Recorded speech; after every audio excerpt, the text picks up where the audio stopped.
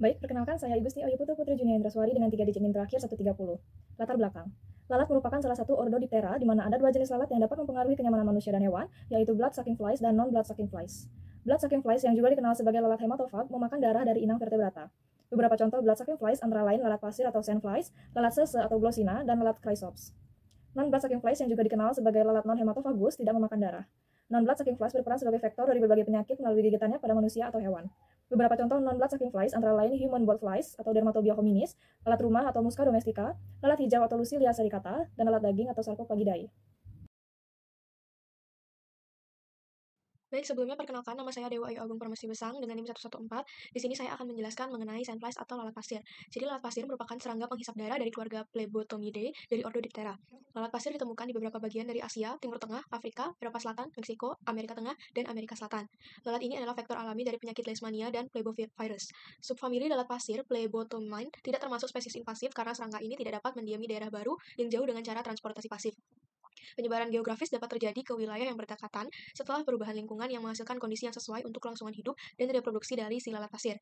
Sebagai serangga ektotermik, batas-batas teritorial lalat pasir berskala besar dibatasi oleh iklim, terutama suhu minimum pada musim dingin yang mempengaruhi kelangsungan hidup larva dari lalat pasir.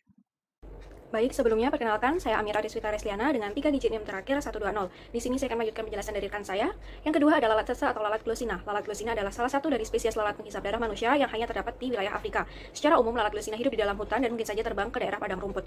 Spesies lalat glossina yang menghisap darah manusia dan menyebabkan penyakit adalah Glossina palpalis dan Glossina morsitans. Glossina palpalis merupakan vektor pembawa parasit Trypanosoma bruceigambiense yang menyebabkan penyakit tidur di Afrika bagian barat dan tengah, sedangkan Glossina morsitans adalah pembawa parasit Trypanosoma brucei yang menyebabkan penyakit tidur di dataran tinggi Afrika bagian timur.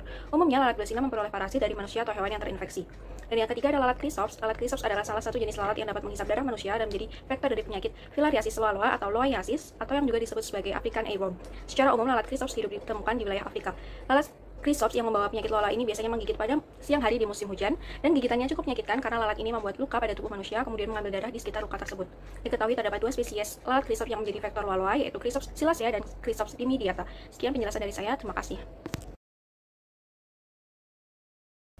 Baik, sebelumnya perkenalkan nama saya Gladys Wina dengan 3 digit NIM terakhir 116. Di sini saya akan menjelaskan mengenai Dermatobia hominis atau salah satu jenis lalat yang dapat menginfeksi manusia. Lalat ini terkenal karena siklus hidupnya yang unik dan sering menyerang manusia dengan mamalia lainnya. Yang pertama itu dari penampilan, mengenai bentuknya sendiri itu terdapat bulu burung yang sangat besar dengan panjang sekitar 1 cm, kemudian warnanya biasa kehitaman, keabu-abuan dengan bulu yang halus. Kemudian ada pula siklus hayatinya. Untuk yang betina sendiri ini menaruh telur pada serangga seperti nyamuk dan lalat. Kemudian larva yang baru menetas, kemudian menunggu di lingkungan sekitar untuk berpindah ke inangnya. Inangnya di sini itu manusia. Kemudian larva ini masuk melalui kulit inang atau manusia dan berkembang di bawah kulit. Untuk infeksi yang terjadi pada manusia sendiri itu, lalatnya dapat menimbulkan benjolan pada kulit yang akan terasa nyeri atau gatal. Kemudian larva tersebut akan tinggal di bawah kulit manusia dan mengonsumsi jaringan hidup sebagai sumber nutrisinya. Secara geografis, lalat ini biasanya ditemukan di wilayah tropis dan subtropis di Amerika Selatan, Amerika Tengah, dan beberapa area lainnya. Selanjutnya yaitu lalat hijau atau Lucia sericata. Dianggap bermanfaat karena membersihkan luka dan jaringan mati pada hewan. Dari penampilan fisiknya sendiri, lalat ini berukuran kecil dengan warna hijau metalik yang khas. Ukurannya sekitar 8-10 mm dan panjangnya juga sekitar 8-10 mm. Peran dalam pengobatan luka di mana keluarga Caliporidae Lucia sericata ini memiliki kemampuan untuk membersihkan luka. Larva atau ulat mereka dapat memakan bakteri dan jaringan mati di luka tanpa merusak jaringan hidup. Untuk siklus hidupnya sendiri, telur betina ini ditempatkan di sekitar luka atau area yang tercemar. Setelah menetas, larva kemudian memulai membersihkan luka dengan memakan jaringan mati. Kemudian lalat dewasa ini keluar setelah mencapai tahap pupa. Pentingnya dalam pengobatan medis untuk Lucia sericata ini digunakan dalam beberapa metode pengobatan untuk luka kontemporer, sehingga dapat mempercepat penyembuhan dan mengurangi risiko infeksi. Terima kasih. Perkenalkan, nama saya Lumadi Pratnyani Putri dengan 3 digit NIM akhir 106. Jadi di sini saya akan melanjutkan penjelasan mengenai klasifikasi dan jenis non-blood sucking flies yang ketiga, yakni jenis lalat rumah atau Musca domestica, di mana jenis ini ialah jenis yang paling sering kita temui di sekitar lingkungan kita. Lalat ini sejatinya berasal dari stepa di wilayah Asia Tengah, namun kini sudah berdistribusi hampir di seluruh benua dengan berbagai iklim. Lalat ini umumnya ditemukan di kotoran hewan, tapi saat ini ia sudah bisa berhasil beradaptasi dengan baik, sehingga jenis lalat rumah ini bisa hidup di sekitar lingkungan kita, terutama dengan memakan sampah rumah tangga yang sudah membusuk.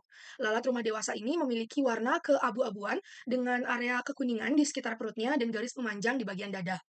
Ukurannya sekitar 3-8 mm. Lalat rumah dewasa ini selalu melakukan kontak dengan mikroba lainnya seperti protista, virus, dan bakteri karena habitatnya di lingkungan yang kotor dan tidak higienis, di mana seekor lalat dewasa mampu membawa hingga 100 mikroba patogen yang berbeda. Hal ini bisa menyebabkan lalat rumah atau housefly ini bisa menjadi perantara penyebaran patogen dan juga penyakit. Di mana sifat lalat rumah dewasa yang mobile atau mudah berpindah tempat ini juga menjadikan lalat rumah dewasa ini menjadi distributor yang berkontribusi besar terhadap penyebaran patogen hampir di seluruh habitat dan juga relung ekologi dunia. Untuk klasifikasi dan jenis non-blood sucking flies yang keempat, yakni lalat daging atau Sarcophagidae atau Sarcopaga, di mana lalat daging ini merupakan keluarga serangga di ordo lalat dipteri yang sekilas penampakannya mirip dengan lalat rumah atau Musca domestica, di mana lalat daging ini kebanyakan hidup di daerah tropis dan hampir seluruh jenis lalat daging ini ialah pemakan bangkai. Mereka disebut sebagai lalat daging karena kebiasaan mereka untuk meletakkan larvanya di daging yang telah rusak atau telah membusuk. Lalat daging ini memiliki panjang tubuh berkisar antara 8-14 mm, berwarna abu-abu, memiliki 3 garis hitam di bagian toraks, dan juga memiliki pola kotak-kotak dengan bintik hitam di sekitar area abdomen mereka. Lalat daging ini memiliki mata yang majemuk dengan aristae antenanya yang panjang dan hanya berambut pada bagian frontal. Lalat daging ini menjadi salah satu faktor dalam penyebaran miasis pada kulit, jaringan, dan juga usus karena daya tariknya terhadap feses dan juga preferensi larvi posit dalam ruangan. Sekian dari saya, terima kasih. Baik, perkenalkan nama saya Ana Agung Putu Priyanti Sumilyani Jelantik dengan 3 digit NIM terakhir 126. Lalat pasir adalah jenis lalat yang berukuran kecil yang memiliki ukuran sekitar 1,5 hingga 3,5 mm yang beraktivitas secara nokturnal yang masuk ke dalam genus Plebotomus dengan berbagai spesies yang memiliki fiturnya beragam masing-masing. Namun, secara umum, lalat pasir itu memiliki ciri-ciri memiliki gigi sibarial dengan corak-corak yang berpigmen dan memiliki badan berambut, bermata hitam besar, dan kakinya yang memanjang. Pada bagian akhir dari abdomen terkait 2 hingga 6, terdapat seta yang berdiri dari rongga yang berukuran sama dengan terkaitnya. Sebagai lalat pengisap darah, lalat pasir memiliki mulut meruncing, seperti jarum, yang digunakan untuk mengisap darah, terutama pada betina untuk perkembangan telurnya. Lalat betina dan jantan memiliki ciri-ciri yang berbeda, di mana lalat jantan memiliki struktur gonococyte, gonostyle, parameres maksudnya, cerci, dan aedegaus pada terminal abdomennya, sedangkan lalat betina tidak punya. Selain itu, lalat betina juga memiliki ujung abdomen yang terlihat lebih tumpul daripada lalat jantan, dan hanya serkusnya yang terlihat. Perkenalkan, nama saya Niputu Wahyu Laksmita Rivi dengan 3 digit NIM terakhir 110. Kali ini saya akan menjelaskan mengenai morfologi dari lalat sese atau Glossina. Lalat sese dewasa dapat dicirikan oleh beberapa fitur morfologi yang khas, yakni bentuk belalai, posisi, dan percabangan pinggiran pada arista antena mereka, dan juga venasi sayap serta pola pelipatannya. Belalainya terdiri dari 2 bagian mulut yang memanjang dan berbentuk seperti stilet, yakni labrum dan hipofaring. Lalat sese memiliki antena bersegmen 3 yang muncul di bagian depan tepat di bawah jahitan telinal, seperti pada lalat muskoid. Pangkal dada dari lalat sese hanya sedikit lebih lebar dari lebar kepala di seberang mata. Toraksnya meruncing hingga menyempit seperti pinggang pada tingkat skutilum. Sayap dari lalat sese ini bervariasi dari hialin hingga kehitaman tergantung pada spesiesnya. Sayap dari lalat sese terlipat seperti gunting di bagian belakang dengan ujungnya yang sedikit melampaui ujung perut. Lalat sese jantan dapat dengan mudah dibedakan dari betina dengan adanya hipopygium seperti kancing yang menonjol pada permukaan ventral posterior abdomen. Lalat Chrysops adalah lalat yang dikenal sebagai vektor loa-loa yang menyebabkan loiasis. Lalat ini berukuran besar sekitar 5-30 mm dengan kepala berukuran besar dan mata bulky yang memiliki corak berwarna. Seperti nyamuk, lalat ini juga memiliki proboscis untuk menghisap darah.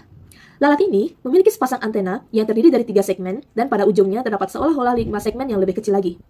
Sayap dari lalat ini bercorak gelap seperti pita dengan percabangan yang khas seperti serangga yang akan tampak merapat di sekitar abdomen lalat jika tidak sedang terbang.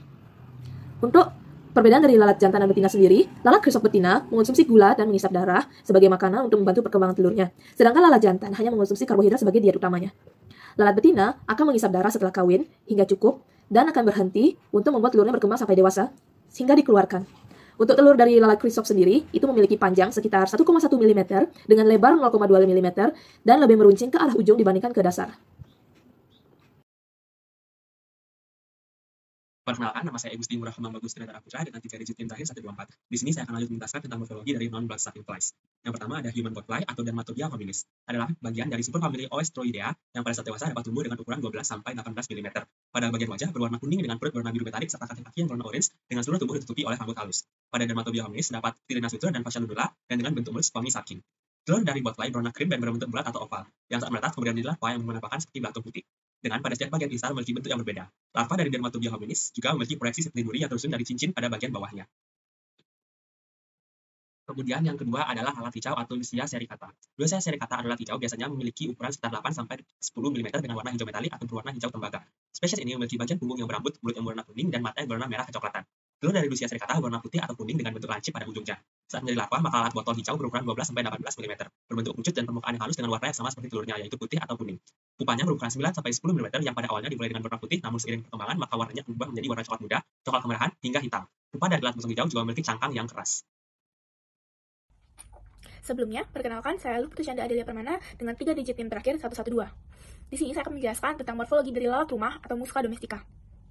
Housefly atau Musca domestica adalah jenis lalat yang sangat umum ditemukan di semua belahan dunia, baik pada unggas, hewan ternak, maupun pada manusia. Musca domestica dewasa memiliki ukuran sekitar 6 hingga 7 mm, yang pada bagian badan bisa ditemukan sepasang sayap yang bermembran dan juga 4 garis gelap pada bagian toraks. Di bagian abdomen terdapat bagian berwarna kekuningan di pada setengah bawah dari abdomen. Musca domestica juga memiliki tarsi dengan 5 segmen yang berwarna keabuan. Bagian kepala dari Musca domestica dapat ditemukan sepasang mata yang menonjol berwarna kemerahan. Bagian mulutnya adalah sponging type, tanpa gigi ataupun sengat, yang digunakan untuk menghisap makanan-makanan dengan bentuk yang cair. Walau mereka hanya bisa mengonsumsi makanan dalam bentuk yang cair, tapi mereka bisa mengubah makanan dengan bentuk padat menjadi cair dengan mekanisme meludah atau memuntahkan makanan yang sudah dihancurkan dan bercampur dengan air liur, sehingga bisa memudahkan Musca domestica untuk mencerna setelahnya. Cairan adalah hal yang sangat penting bagi keberlangsungan hidup Musca domestica. Tanpa cairan, mereka tidak bisa hidup lebih dari 48 jam. Larva dari Musca domestica bisa disebut maggots atau belatung, memiliki ukuran yang menyerupai bentuk dewasanya, yaitu sekitar 7 mm, yang berwarna putih dan sedikit bagian gelap di kepalanya. Baik, sebelumnya perkenalkan kembali, saya Luput Canda Adelia Permana dengan 3 digit NIM terakhir 112. Di sini saya akan menjelaskan morfologi dari lalat daging atau Sarcophagidae. Lalat daging merupakan keluarga serangga di ordo Lalatiptera yang sekilas penampakannya mirip lalat rumah atau Musca domestica. Pada lalat dewasa, lalat ini berwarna abu-abu dengan 3 garis hitam memanjang di mesonotum. Pada bagian abdomennya memiliki pola kotak-kotak atau pola berbintik. Panjang tubuhnya berkisar antara 7 hingga 12 mm. Lalat ini memiliki mata majemuk yang besar, antena dan bagian mulut yang berbentuk seperti spons. Pada matanya, jumlah omatidia yang terdapat pada lalat jantan adalah 6032 dan untuk mata kanannya kurang lebih sekitar 6032. Omatidia dalam jumlah yang besar akan memungkinkan lalat untuk melihat resolusi visual yang lebih baik. Antenanya terdapat sensilia yang terdiri dari Sensilla chaetica, Sensilla trichodea, Sensilla basiconica, Sensilla styloconica, Sensilla coeloconica, dan sensoripid yang membantu dalam menerima sensori. Pada bagian mulut lalat yang berbentuk seperti spons juga memiliki beberapa sensilia yang terdiri dari Sensilla trichodea dan Sensilla basiconica di labial lobes, Sensilla chaetica dan Sensilla basiconica, dan di palpus. Telur dari lalat ini memanjang dan berbentuk seperti kacang, berukuran kurang lebih 1,5 mm. Cangkang telurnya terdapat pola poligonal di bagian luar dan menampilkan beberapa lapisan, yaitu exokorion terluar, endokorion luar, lapisan pilar melintang dengan aeropiles, endokorion dalam, dan lapisan korionik paling dalam.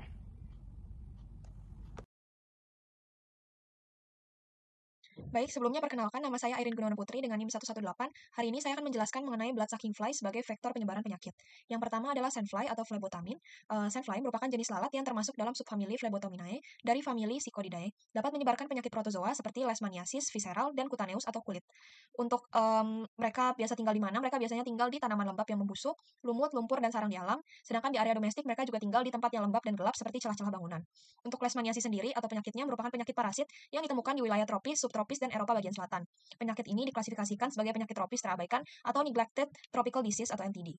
Leishmaniasis disebabkan oleh infeksi parasit Leishmania yang ditularkan melalui gigitan lalat pasir atau sandfly Phlebotominae. Ada beberapa bentuk Leishmaniasis yang berbeda pada manusia. Kali ini saya akan membahas 2. Yang pertama adalah Leishmaniasis kulit atau cutaneous yang menyebabkan luka kulit yang sembuh sendiri dalam beberapa bulan, namun dapat meninggalkan bekas yang tidak sedap dipandang. Sedangkan leishmaniasis visceral yang menyerang beberapa organ dalam, biasanya limpa, hati, dan sumsum tulang, yang akan menyebabkan penyakit sistemik, ditandai dengan demam, malaise, lalu penurunan berat badan dan anemia, pembengkakan limpa, hati, dan kelenjar getah bening. Sekian dari saya, terima kasih. Perkenalkan, nama saya Aisyah Tiadi Fidepla dengan 3 digit NIM terakhir 108. Di sini saya akan menjelaskan lalat sese atau Glossina sebagai vektor penyakit. Lalat sese adalah vektor utama Trypanosoma yang merupakan parasit penyebab trypanosomiasis pada manusia maupun pada hewan peliharaan. Setidaknya telah ditemukan 7 spesies lalat sese yang merupakan vektor infeksi Trypanosoma pada hewan peliharaan. Hingga saat ini, trypanosomiasis banyak menyerang populasi miskin dan terpinggirkan di Afrika Sub-Sahara. Trypanosomiasis ini dapat menyerang manusia yang disebut dengan penyakit tidur atau sleeping sickness atau Human African Trypanosomiasis (HAT) dan juga dapat menyerang hewan atau disebut dengan nagana atau African Animal Trypanosomiasis atau AAT. Berdasarkan tempat tinggalnya, lalat ini dibagi menjadi 3, yaitu lalat sungai atau palalis, lalat sabana atau morsitans, dan lalat hutan atau fusca. Ada 2 bentuk penyakit tidur, yaitu Trypanosoma brucei gambians atau GHAT dan Trypanosoma brucei rhodesians atau RHT, di mana siklus penularan gambians HAT atau GHT sering dianggap sebagai manusia ke lalat ke manusia, sementara untuk siklus penularan RHAT sangat tergantung pada reservoir vertebrata dari hewan peliharaan maupun liar, sehingga siklusnya sering dianggap dari hewan ke sese ke hewan atau manusia. Yang selanjutnya adalah lalat Chrysops. Chrysops javana atau dikenal dengan lalat Chrysop atau lalat topati atau lalat menjangan atau deer fly merupakan lalat berukuran besar yang mulutnya didesain untuk merobek dan menghisap darah. Dalam masa pradewasa, lalat ini hidup di daerah akuatik, rawa-rawa, sawah, dan juga kolam. Hanya lalat betinalah yang menghisap darah dan aktif pada siang hari. Lalat Chrysop ini merupakan lalat yang dapat membawa penyakit parasitik, salah satunya adalah jenis Tabanus sp yang merupakan vektor dari penyakit sura dan antraks yang dapat menyebabkan anemia dengan menggunakan sapi dan kerbau sebagai inangnya. Lalat ini biasanya hinggap di daerah sekitar mata maupun telinga, kemudian menghisap darah, dan jika abdomennya sudah penuh dengan darah, maka ia akan terbang dan terkadang hinggap di pagar-pagar kandang. Perkenalkan, nama saya Yustiam Arifatil Aziza dengan 3 digit NIM terakhir 128. Di sini saya akan memaparkan penjelasan mengenai non-blood sucking fly sebagai vektor penyebaran penyakit. Yang pertama, ada human blood fly. Human blood fly atau Dermatobia hominis banyak ditemukan di daerah Amerika Tengah dan Selatan, dari Meksiko hingga Argentina Utara, kecuali Chili. Lalat ini dapat menyebabkan miasis pada manusia, yaitu miasis furuncular. Miasis ini muncul sebagai lesi keras pada kulit dengan nekrosis sentral, dan terkadang terasa nyeri dan juga gatal. Penyakit ini sebagian besar menyerang anggota badan, seperti alat kelamin, kulit kepala, payudara, dan juga mata. Selanjutnya adalah lalat rumah atau Musca domestica. Lalat rumah dewasa adalah vektor mekanis lebih dari 100 penyakit mematikan yang mempunyai konsekuensi parah bagi kesehatan manusia. Penyakit yang dimaksud termasuk infeksi bakteri, infeksi cacing, serta infeksi virus. Terdapat beberapa spesies bakteri yang paling sering ditemukan pada lalat rumah. Yang pertama, ada Escherichia coli, bakteri yang menyebabkan infeksi nosokomial dan juga diare berdarah, serta colitis hemoragik pada manusia. Yang kedua, Enterococcus faecium, yang menyebabkan infeksi saluran kemih, infeksi aliran darah, endokarditis, dan juga infeksi luka. Yang ketiga, Klebsiella pneumonia, yang menyebabkan infeksi saluran pernapasan dan juga saluran kemih, serta infeksi luka pasca operasi. Yang keempat, ada Pseudomonas aeruginosa, dan juga ada Staphylococcus aureus. Sekian yang dapat saya sampaikan, terima kasih. Baik, selanjutnya yaitu lalat hijau atau Lucilia sericata. Lalat Lucilia sericata termasuk dalam famili Calliphoridae yang merupakan lalat yang sangat umum ditemukan di zona beriklim sedang di belahan bumi utara. Lalat ini dapat menyebabkan miasis pada manusia dan hewan peliharaan. Lalat betina dapat menyimpan telurnya pada luka yang terbengkalai dan bernanah. Berikutnya, lalat daging atau Sarcopaga. Sarcopaga adalah genus lalat daging yang tergolong dalam keluarga Sarcopagidae. Lalat Sarcopaga dapat menularkan miasis kulit, hidung, sinus, jaringan, vagina, dan usus. Miasis usus umumnya bersifat sementara dan tanpa gejala, meskipun gejalanya mungkin termasuk mual, muntah, dan sakit. Baik, perkenalkan, nama saya Amira Kansa dengan NIM 122. Di sini saya akan menjelaskan tentang cara pengendalian blood sucking dan non-blood sucking flies. Untuk cara pengendalian blood sucking flies, yang pertama yaitu pengendalian mekanis dan fisik dengan penggunaan kelambu berinsektisida. Yang kedua, pengendalian kimia menggunakan insektisida. Kemudian yang ketiga, pendekatan biologis yang meliputi penggunaan bakteri. Yang keempat yaitu teknologi dan inovasi. Yang kelima yaitu edukasi dan kesadaran masyarakat tentang pentingnya kebersihan lingkungan dan cara mengurangi resiko gigitan lalat, penting untuk upaya pengendalian. Kemudian untuk cara pengendalian non-blood sucking flies, yang pertama yaitu pengendalian mekanis dan fisik dengan pengendalian sampah yang baik. Kemudian yang kedua, pengendalian kimia menggunakan insektisida. Yang ketiga, pendekatan biologis yang meliputi pemanfaatan musuh alami seperti burung dan laba-laba. Kemudian yang keempat, teknologi dan inovasi. Yang kelima, edukasi dan kesadaran masyarakat. Baik, perkenalkan kembali, nama saya Irin Gunawan Putri dengan NIM 118. Saya akan menjelaskan bagian kesimpulan dari SP kami kali ini. Untuk lalat penghisap darah seperti lalat pasir atau sandfly, lalat sese, dan lalat Chrysops dapat menularkan penyakit ke manusia. Lalat non-penghisap darah seperti human botfly, lalat hijau, lalat rumah, dan lalat daging juga dapat menyebabkan penyakit dengan membawa patogen dari area yang terkontaminasi ke manusia atau sumber makanan. Untuk mengendalikan lalat penghisap darah, penting untuk menerapkan tindakan yang menargetkan tempat berkembang biaknya dan membatasi akses mereka ke manusia. Menerapkan strategi komprehensif untuk mengendalikan lalat penghisap darah dan lalat non-penghisap darah memerlukan pendekatan multisisi. Hal ini mencakup kombinasi metode pengendalian mekanis dan fisik, insektisida kimia, tindakan pengendalian biologis, teknik pengelolaan hama terpadu, serta program pendidikan dan kesadaran masyarakat. Baik, perkenalkan, nama saya Irin Gunawan Putri dengan NIM 118. Hari ini saya akan menjelaskan bagian saran dari SP kami kali ini. Bagi penulis, diharapkan penulisan SP ini dapat digunakan sebagai pedoman untuk menambah wawasan tentang blood sucking dan non-blood sucking flies. Bagi pembaca, diharapkan SP ini dapat menambah pemahaman, khususnya bagi mahasiswa kedokteran, mengenai klasifikasi dan jenis, morfologi, penyakit yang disebarkan, serta cara pengendalian dari lalat tersebut. Bagi masyarakat, diharapkan dapat memberi informasi dan pemahaman agar masyarakat tahu cara pengendalian lalat yang tentunya penting guna mengurangi tersebarnya penyakit yang diperantarai oleh lalat-lalat tersebut. Sekian dari saya, terima kasih.